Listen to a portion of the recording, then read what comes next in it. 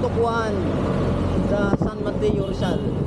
So nandito na po ako sa Marikina Heights, kung saan makikita nyo po yung part ng so kita-kits tayo mga kapatid sa Gutukuan ng San Mateo, Rizal. Ayan, time check pala mga kapatid, 7:30 AM. Medyo tinanghali na po tayo at pinaayos pa natin yung preno ng bike natin. Ayun, palusong na po tayo. Nandito na po tayo mga kapatid sa boundary ng Marikina, San Mateo. Parang tahimik ko ata ngayon ah. Kailangan makinig muna tayo ng music. Music! Pasok!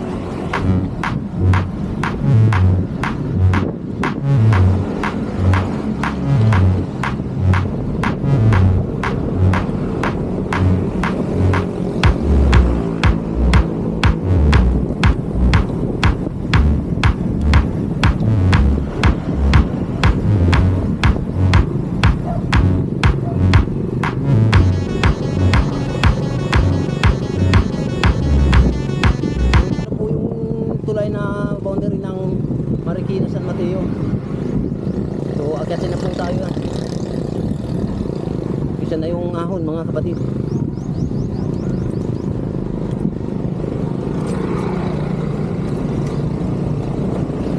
Tapang na naman tayo dito.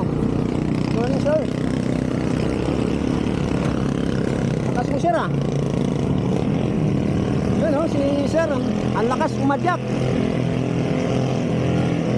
Oh, wiruin nyo yan. Ang lakas oh. Tumatayo pa yan si sir. Kaway-kaway sir.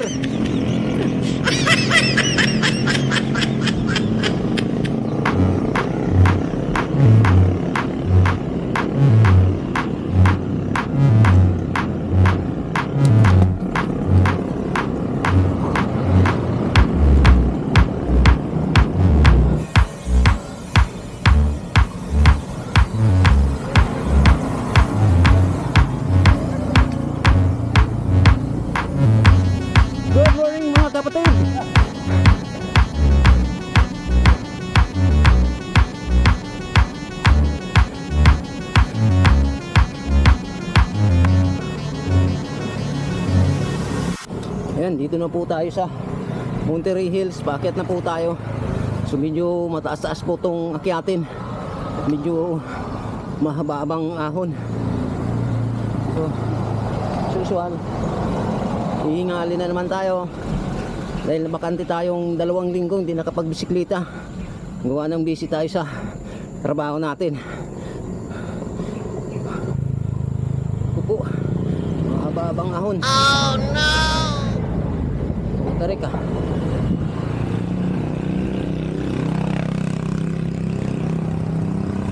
Buti na lang maaga tayong natulog. Medyo nagkaroon tayo ng lakas pumadyak.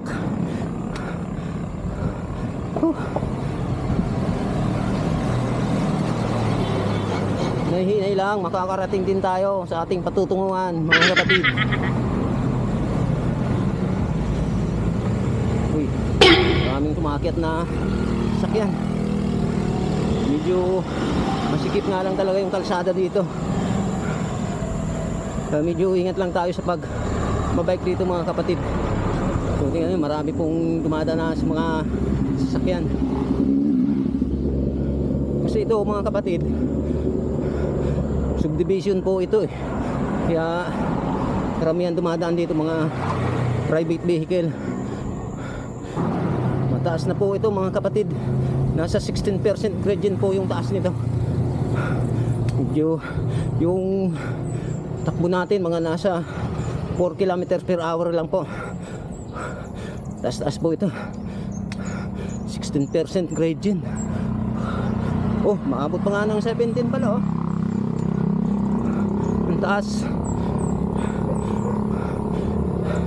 Gapang talaga tayo mga kapatid. Ayan, may recovery pala dito. Yun. Buti na lang may recovery. Ayan, nandito na pa tayo sa taas. Pero may mga Atin pa po tayong dadaanan. Patikim pa lang po ito. Di totoo yan. Patikim pa lang po ng pagdurusa.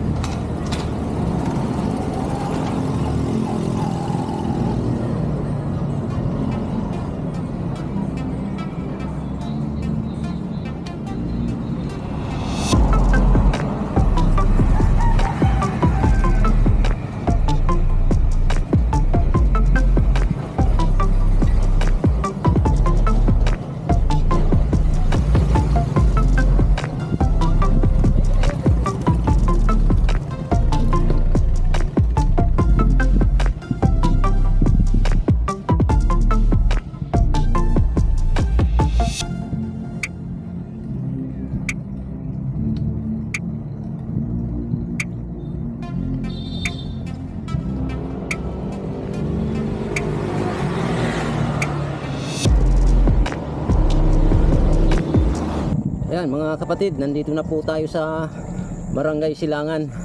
Sabi ni Google Map 2.0 kilometers pa ang layo bago tayo makarating sa Butukuahan. Time check pala mga kapatid, eksaktong alas 8 ng umaga. So diretso lang po tayo. Makikita nyo po ito sa unahan. Ahon na naman po ito mga kapatid. Umpisa na naman yung pagdurusa ni Kuya Raymond TV. Akyatin na naman natin to. Ihingal na naman. Lalawit na naman ang dila. 12% gradient. Pataas ng pataas ah. Ayan, 15% gradient na po. Kagandahan dito, simentado yung kalsada. Hindi tulad dun sa Mount Poro. Grabe. Yung tag-ulan doon sigurado napakaputik. Swerte nga lang pagpunta namin mainit, hindi maputik.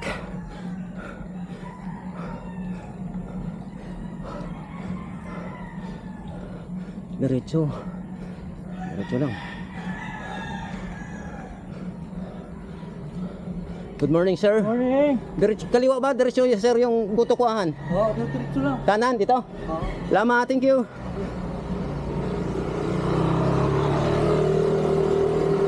Good morning po.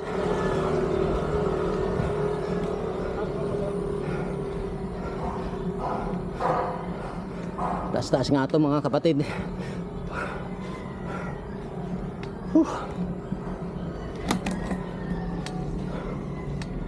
Mausok. Samahan tama sa lalanghap po yung usok.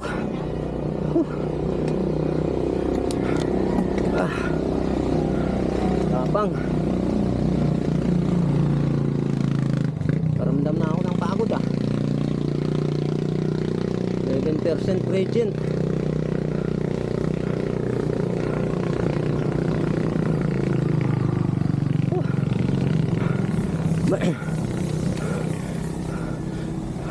Aba, mataas. Dito to yan. Mapalo sa 17% gradient. Pwede. Taas ah. Uubos na naman yung lakas ko dito ah.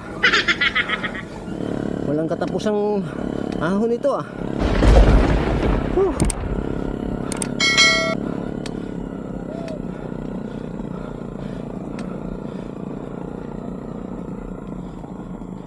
%, gradient.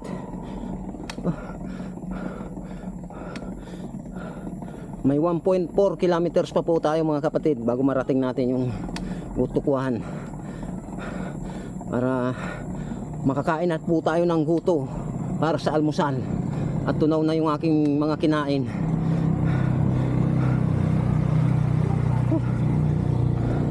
Taas. Hingal talaga mga kapatid. Lawit ang dila.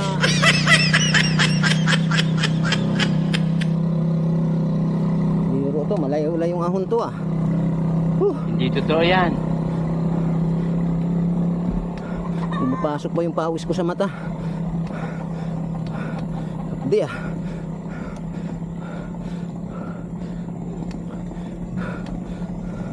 Napakagandang exercise ang magbisikleta tuwing umaga, lalo na pag may mga ganitong akyatin. Sarap sa pakiramdam, pagod at hirap. Whew.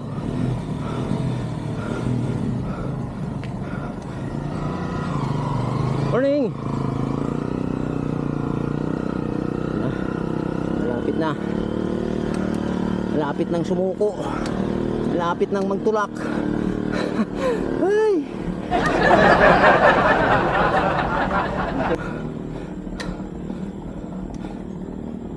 Tutulak pero hindi susuko. Kakayanin to natin mga kapatid.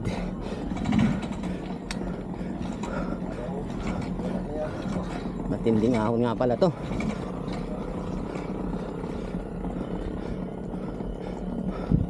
Malay. Maling ahon to ah. Mami Hills. Ito na ba yung goto kuhaan? Di pata.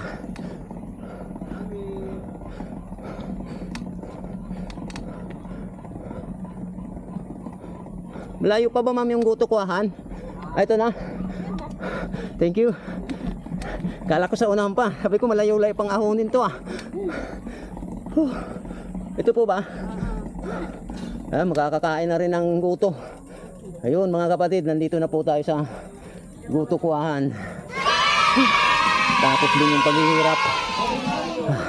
Ayan, dito na tayo sa guto kuhaan. So order muna tayo ng guto para makapag-almusal po tayo ng guto. Matikman natin yung guto nilang napakasarap.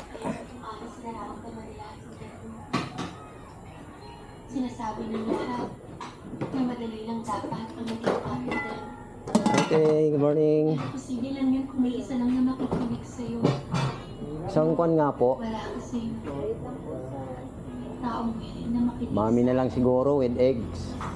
Bakit mo sinasabi ang ganyan bagay? Ba't ka na hindi mo pa alam? So, ito po yung mga Nagawa naman ng pagkain po nila. Sa tingin mo, sino pa ba ang tao ang magiging ganito kabait sa akin?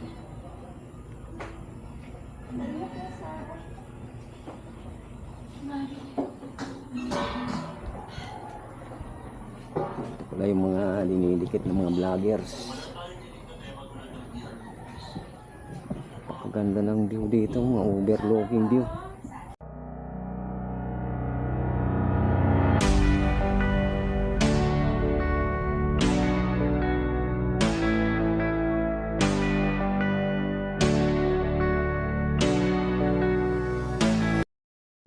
At ito may nakilala tayo si Sir Robert ng Novaliches.